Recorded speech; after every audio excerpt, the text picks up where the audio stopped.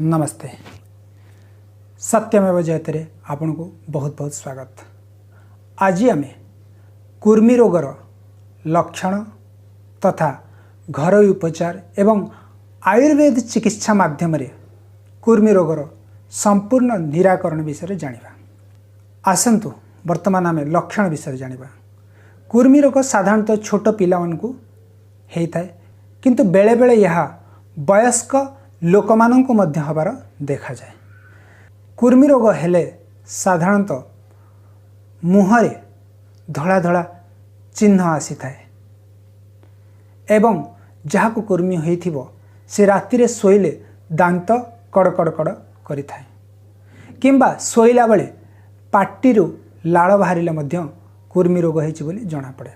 कुर्मी रोग हेइतिले शरीर आमर अत्यंत दुर्बल हो जाए तथा आमर हिमोग्लोबिन लेवल बहुत मात्रा रे कमी जाए। एबे आसंतु कुर्मी रोगर सरल निरापद एवं पार्श्व प्रतिक्रिया विहीन घरोई उपचार विषय जानिबा। आड़ू गछर पत्रर रस को जदि आमे छेची 2 ରୁ 3 चामच सकाळु खाली पेट्रे सेवन करदो, एई भली जदि आमे 3 ରୁ 7 दिन करूँ ताहले आमर कुर्मी रोग ठीक हो जाए। मरुआ गछ ये मध्य कुर्मी रोग पई बहुत उपयोगी। जदि मरुआ गछर पत्रर रस को छेची गोटे छोट पिला को 4 ରୁ 6 बुंदा आमे सकाळु खाली पेट्रे दौ एवं एई भली भाबरे जदि 5 दिन तक दौ ताहले कुर्मी सब चली जाते एवं आमर रोग ठीक हो जाए। आउ गोटे मन रखिबा कथा, कुर्मी रोग ठीक करिबा पई जदि आमे 10 ग्राम गुड़ को आमे खाईदे तार अध घंटे पर आड़ू गछर पत्र रस किंबा मरुआ गछ पत्र रस को आमे खाऊ ताहले कौन हम ना गुड़ जेहेतु मीठा ताकू खाइबा पई कुर्मी माने सेठिके आसी थांती एवं ठीक तार अध घंटे पर जतले आमे आड़ू गछ किंबा मरुआ गछर पत्र रस आमे खाऊ कुर्मी सब मरी जाती।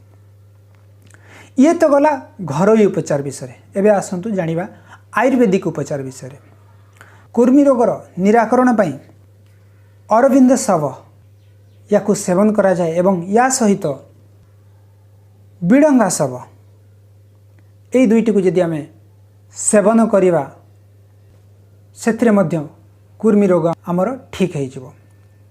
तेणु आज आमे बंधुगण जानिले कुर्मी रोगर आयुर्वेदिक एवं घरोई चिकित्सा विषय। समस्त को अनुरोध, कुर्मी रोग पई केबे भी एलोपैथी आदि औषधर प्रयोग करिवे नहीं।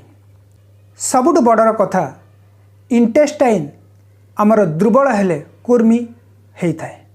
तेणु इंटेस्टाइन को जदि आमे शक्तिशाली करिवार अछि, इंटेस्टाइन रो कार्यक्षमता बढ़ाइबार अछि, ताहले समस्त को अनुरोध प्रत्येक दिन कपालभाति प्राणायाम करंतु। एई भली भाबरे